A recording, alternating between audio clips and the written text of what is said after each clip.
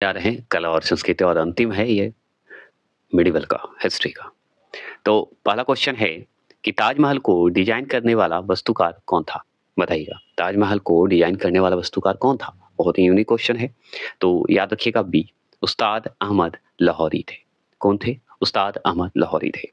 अब जो अहमद लाहौरी हैं, अब चलिए जानते हैं क्या बात है। तो सुन लीजिए, ताजमहल का निर्माण मुगल बादशाह शाहजहां ने अपने प्रिय बेगम मुमताज महल की याद में 1631 से लेके 1653 ईस्वी में करवाया था। मतलब 1631 से लेके 1653 ईस्वी में करवाया। ताजमहल का निर्माण करवाया। कौन करवाया? शाहजहां करवाया। किसके याद में? अपने प्रिय बेगम मुमताज महल की याद में।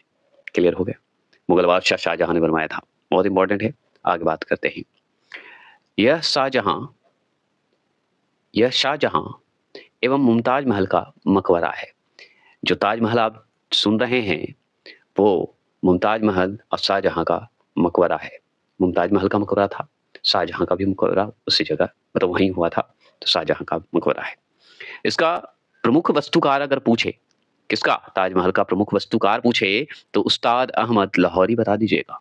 क्या बताइएगा? उस्ताद अहमद लाहौरी था, ये ध्यान रखिए। जबकि प्रधान मिस्त्री या निर्माता उस्ताद ईसा सिराजी था।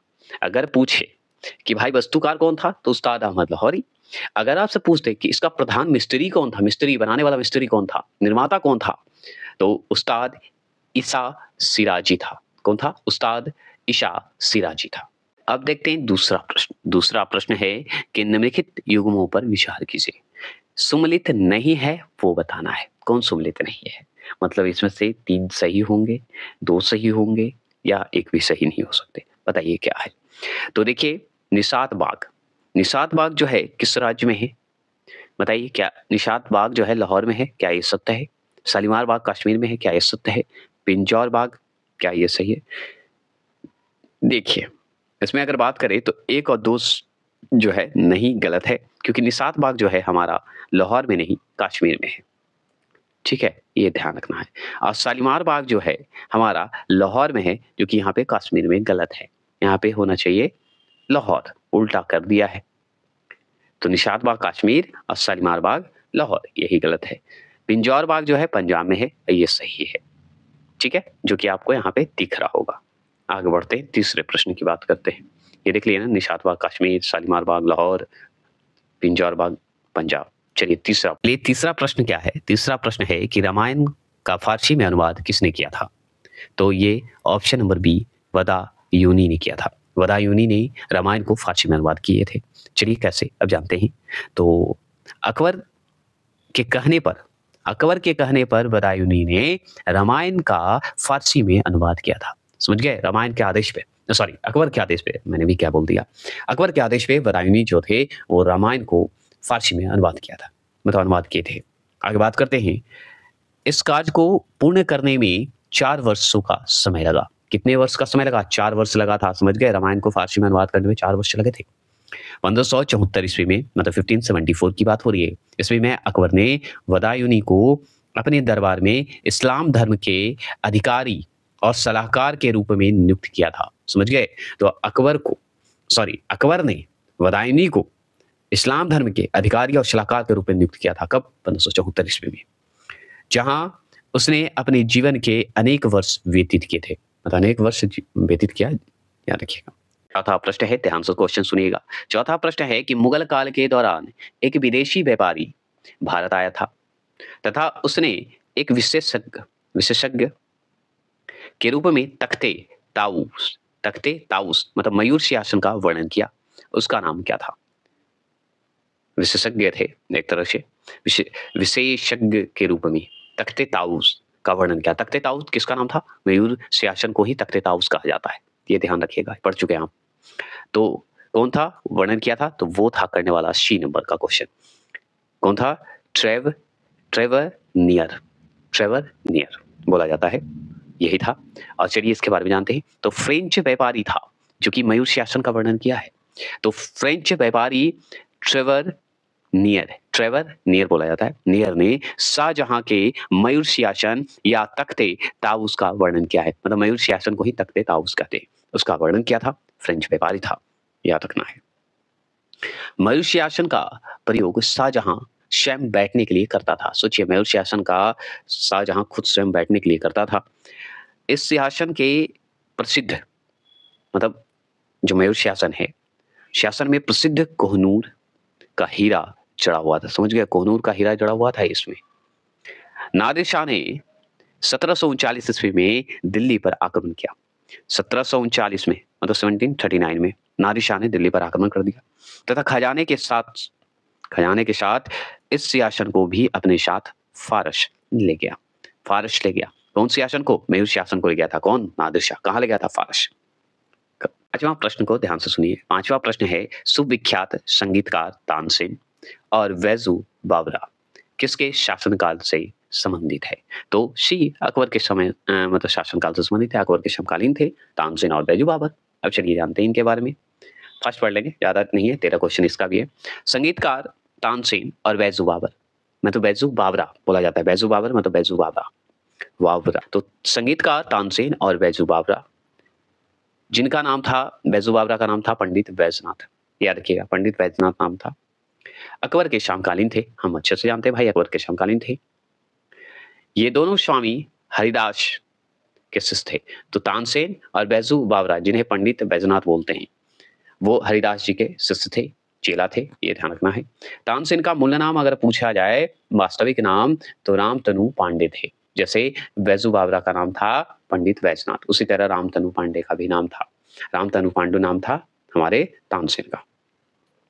चलिए आगे बढ़ते हैं। ये अकबर के नवरत्नों में से एक थे। 9 रत्न थे, 9 रत्न में से दोनों जो है एक माने जाते हैं, याद रखिएगा। इसका संबंध जो है मूल रूप से रीवा रियासत से था। रियासत से मतलब रीवा जो है, रीवा मतलब बांधवगढ़ को कहा जाता है, बांधवगढ़ के रियासत से थे। ठीक है, तो उस समय बांधवगढ़ जो है नाम सुनते हैं, वो रीवा रियासत से जुड़े थे, ये ध्यान रखना है, इनका संबंध था। आगे बात करें तो बैजू बावरा की बात करते हैं। बैजू बावरा ने अकबर के दरबार में आयोजित एक संगीत प्रतियोगिता में तानसेन को हरा दिया। समझ गए, तानसेन को हरा दिया था बैजू बावरा ने मतलब पंडित बैजनाथ जी जो हैं वो हरा दिए थे तानसेन को भी।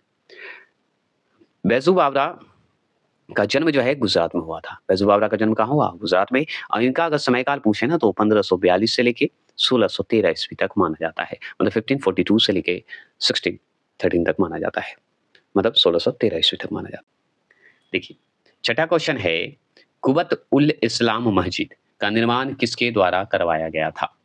ठीक है, कुबत उल इस्लाम मस्जिद का निर्माण किसके द्वारा करवाया गया था? तो option number A, Qutbuddin Aibak के द्वारा करवाया गया था। किसके द्वारा? कुतुबुद्दीन ऐबक के द्वारा। हम जानते हैं कुबत है तो कुबत उल इस्लाम मस्जिद, तो कुतुबुद्दीन ऐबक। चलिए अब बात करते हैं, कला और संस्कृति पढ़ रहे हैं इसलिए इसमें इसका चर्चा है। गुलाम वंश के प्रथम शासक कुतुबुद्दीन ऐबक ने कुबत उल इस्लाम मस्जिद का निर्माण करवाया था, तो ये भूलिएगा मत।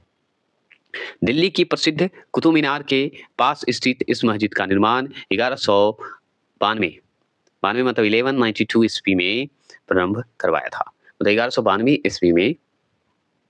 ईस्वी में इस मस्जिद का निर्माण हुआ। कहाँ पे? कुतुब मीनार के पास। कुतुब मीनार भी यही बनवाया है, कुतुबुद्दीन ऐबक ही, जान लीजिए, आधा ही बनवाया था, मर गया था। आगे बात करते हैं। यह मस्जिद जो है हिंदू और इस्लामिक कला का अनूठा संगम है। ठीक है, तो हिंदू और इस्लामिक कला का अनूठा संगम माना जाता है ये जो मस्जिद बना था, कुबत उल इस्लाम मस्जिद।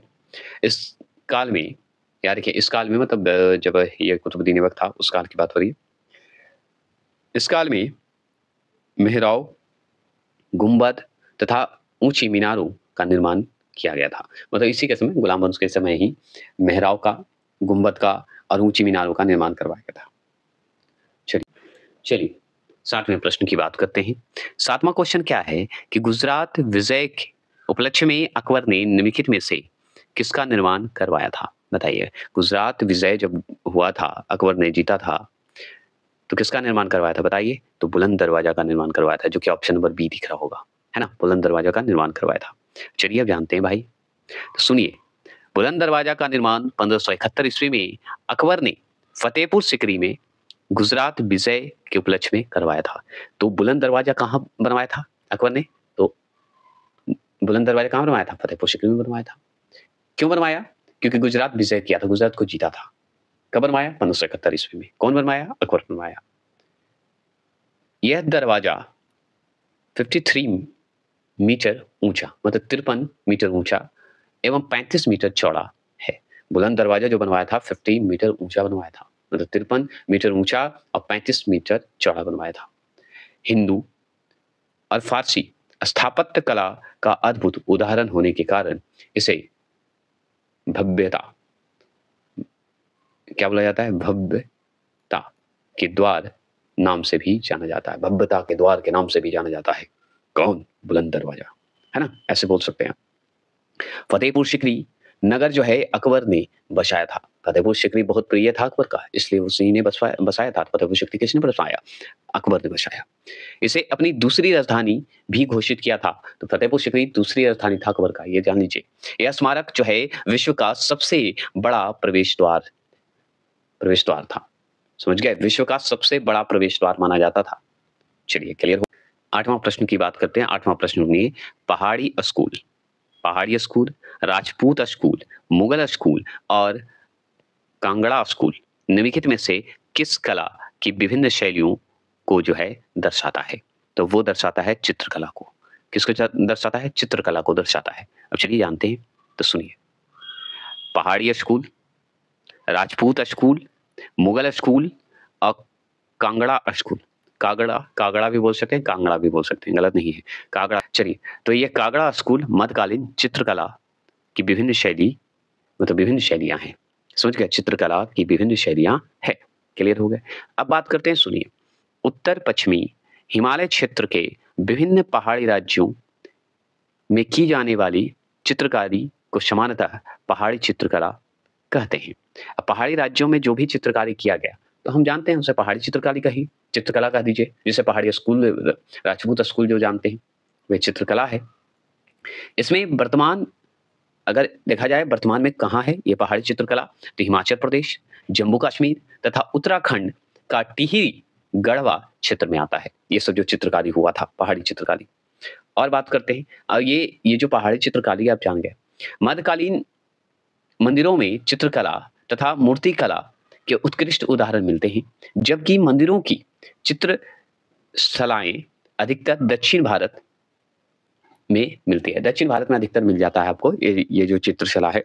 तो एक बात ध्यान रखिए, पहाड़ी स्कूल जो हम ऊपर पढ़े, यहाँ पे देखिए आपको कंफ्यूजन दूर कर देते हैं। इसमें वर्तमान में अगर बात करें तो हिमाचल प्रदेश पहाड़ी क्षेत्र है, तो हिमाचल प्रदेश, जम्मू कश्मीर, उत्तराखंड, टिहरी गढ़वा क्षेत्र में आते हैं ये जितने भी चित्रकला शैली आप सुने होंगे। समझ गए? ये सब जिसमें पहाड़ी जो है चित्र शैली आपको ज्यादातर हिमाचल प्रदेश में मिलेगा, उत्तराखंड क्षेत्र में भी मिलता है। और ये सारे जो भी है राजपूती school, Mughal school, Kangra school, ये सब क्षेत्र में मिलते रहते हैं, जो आप अभी सुने। 9वां क्वेश्चन है, सुनिए। भारत में बीबी का मकबरा कहाँ स्थित है? तो बीबी का मकबरा है औरंगाबाद में। औरंगाबाद, चलिए बिहार वाला नहीं, महाराष्ट्र वाला। चलिए सुनिए, बीबी का मकबरा मुगल सम्राट औरंगजेब की पत्नी राबिया उद दौरानी उर्फ दिलरश बानो बेगम का एक सुंदर मकबरा है। तो दिलरश बानो बेगम का एक सुंदर मकबरा है, जो कि किसकी पत्नी थी? तो औरंगजेब की पत्नी थी। और इसीलिए बीबी का मकबरा जो है बना था। बीबी का मकबरा अगर बात करें तो याद रखिएगा, औरंगजेब की पत्नी थी जिसका नाम दिलरश बानो बेगम था, जो कि एक सुंदर मकबरा के रूप में जाना जाता है औरंगाबाद में। और एक बात ध्यान रखिएगा, दिलरश बानो बेगम का दूसरा नाम, मतलब औरंगजेब की पत्नी का और नाम से जाना जाता है, जिसमें रविया उद दौरानी बोला जाता है। तो रविया उद दौरानी मतलब दिलरश बानो बेगम का नाम था। क्लियर हो गए?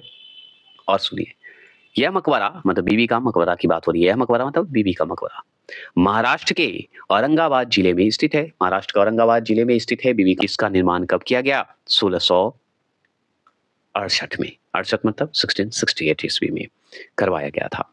इस मकबरे का जो है डिजाइन किया गया था। तो किसके द्वारा किया गया था? तो अता-उल्लाह द्वारा किया गया था। तो अता-उल्लाह कौन था? ये बीबी का मकबरा का डिजाइनर था, डिजाइन करने वाला था, डिजाइन किया था। इसका गुंबद पूर्णतः संगमरमर की पत्थर से बना हुआ है। संगमरमर के पत्थर से बना हुआ था बीबी का मकबरा का गुंबद। 10वें प्रश्न की बात करें तो निम्न में किसे तूतीय हिंद के नाम से जाना जाता है? तूतीय हिंद के नाम से किसे जाना जाता है? तो ऑप्शन नंबर बी, अमीर खुसरो। अमीर खुसरो तूतीय हिंद के नाम से जाना जाता है। चलिए जानते हैं। तो अमीर खुसरो सुल्तान बलबन के दरबारी कवि थे। किसके दरबारी कवि थे? तो अमीर खुसरो जो थे वो सुल्तान बलबन के दरबारी कवि थे। ये ध्यान रखना है। तो अमीर खुसरो किसके दरबारी कवि थे? तो बलबन के दरबारी कवि थे। किसके समकालीन थे? तो बलबन के समकालीन थे। कौन? अमीर खुसरो। उन्हें खड़ी बोली के आविष्कारक का श्रेय जाता है। अमीर खुसरो को खड़ी बोली जो बोला जाता है उसका श्रेय जाता है। आविष्कार किया है। अमीर खुसरो को याद रखिएगा कव्वाली के पिता के अतिरिक्त तूतीय हिंद के नाम से भी जाना जाता है। कव्वाली के पिता के अतिरिक्त मतलब कव्वाली के पिता के नाम से तो जाना जाता ही है जो है किसको? अमीर खुसरो को। और तूतीय हिंद के भी नाम से भी जाना जाता है। क्लियर हो गए?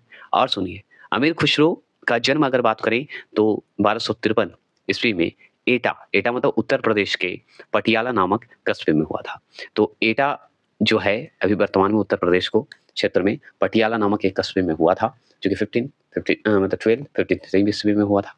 चलिए 11वें प्रश्न की अगर बात करें तो मुगल काल में दरबारी भाषा थी। तो मुगल काल में दरबारी भाषा थी ऑप्शन नंबर सी, फारसी। क्या था? फारसी। तो चलिए जानते हैं इसके बारे में। फारसी मुगलों की दरबारी भाषा थी। तो फारसी जो भाषा थी वो मुगल जो काल था मुगल के दरबारी भाषा माना जाता है।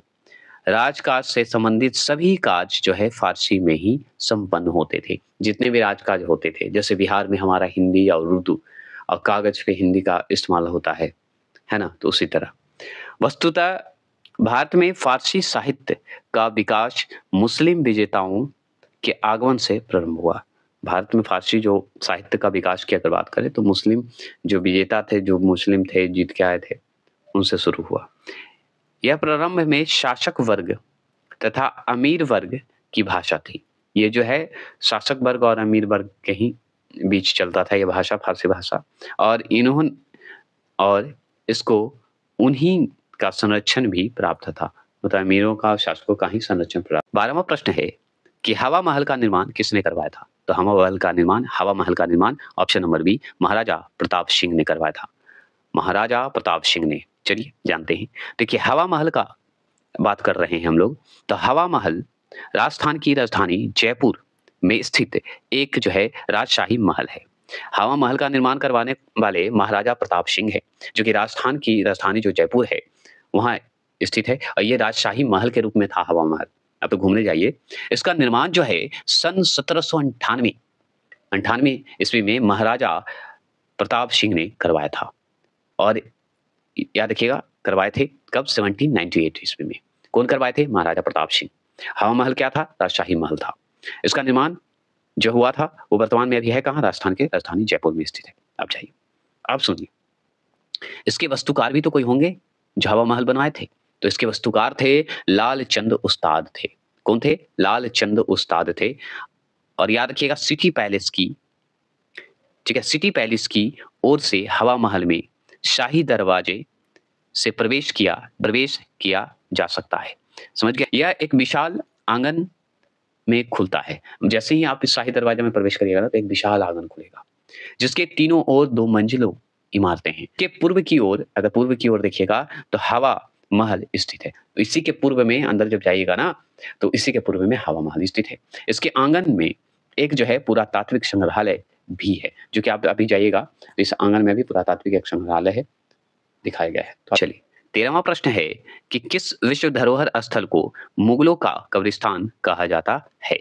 तो वो कहा जाता है हुमायूं का मकबरा को। हुमायूं का मकबरा को। चलिए जानते हैं क्यों। दिल्ली में स्थित हुमायूं के मकबरे को मुगलों का कब्रिस्तान कहा जाता है। तो सबसे बड़ा बात याद रखिए कि हुमायूं का मकबरा कहाँ स्थित है? दिल्ली में। अब मुगलों का कब्रिस्तान कहा जाता है क्यों? क्योंकि इस मकबरे में मुगल परिवार के कई सदस्यों की कब्र है। मुगल जो मकबरा है जो दिल्ली में स्थित है वहां पे मुगल परिवार के लगभग सदस्यों का कब्र है। समझ गए? इसमें हुमायूं, दारा शिको, जहां दारा शाह, फर्रुखसियार एवं आलमगीर द्वितीय की जो है कब्र प्रमुख है। वहाँ पे जो हुमायूँ का मकबरा है, वहाँ पे हुमायूँ तो खुद है, ठीक है? उसका समाधि है, दारा शिकोह का है, जहाँ दारा शाह का नाम सुने होंगे, फर्रुखसियार का नाम सुने होंगे आलमगीर द्वितीय का। इन लोगों का जितने भी मुगल परिवार है, शासक था, उन शासकों का कब्र है वहाँ पे। ठीक है? अब चलिए, इसका निर्माण जो है, किसका निर्माण? हुमायूँ के मकबरे का निर्माण हुमायूँ की पत्नी हमीदा बानो बेगम के कहने पर 1562 ईस्वी में किया गया था। तो आपसे एक बात ध्यान रखिए, पूछेगा कि हुमायूँ का मकबरा किसने बनवाया? तो हुमायूँ की पत्नी बनवाई थी। कौन बनवाई थी? हुमायूँ की पत्नी हमीदा बानो बेगम ने बनवाई थी। मतलब हमीदा बानो बेगम के कहने पर बनाई गई थी। याद रखिएगा, कब बना था? तो 1562 ईस्वी में बनाया गया था, किया गया था। इस मकबरे का अगर वास्तुकार पूछे तो मिर्ज़ा गियास बेग था। कौन था? गियास बेग, याद रखिएगा। तो मिर्ज़ा गियास बेग जो है हुमायूँ के मकबरे का वास्तुकार था। 1993 ईस्वी में, मतलब 1993 में, मतलब 1993 ईस्वी में इस मकबरे को यूनेस्को द्वारा विश्व धरोहर स्थल घोषित किया गया। मतलब 1993 ईस्वी में हुमायूँ के मकबरे को यूनेस्को द्वारा विश्व धरोहर स्थल घोषित कर दिया गया। पढ़ाता हूँ, फिर आपको एशियन पढ़ाता हूँ, तब मत पढ़ाता हूँ। इसलिए पढ़ाता हूँ क्योंकि मेरा तरीका कुछ अलग है नंदन अकाडमी का, तभी तो रिजल्ट आता है नंदन अकाडमी के चैनल से पढ़ के जो जाते हैं जीके जीएस के मामले में। कोई भी एग्जाम की तैयारी करिए, जीके जीएस नंदन अकाडमी से ही मिलेगा। ये चैलेंज दे सकता है नंदन अकाडमी, लेकिन भरोसे के साथ। चलिए आज के लिए इतना ही रखते हैं और फिर मिलते हैं। आपका नेक्स्ट ला रहा हूँ पॉलिटिकल का, तैयार हो जाइए और फास्ट तैयार हो जाइए।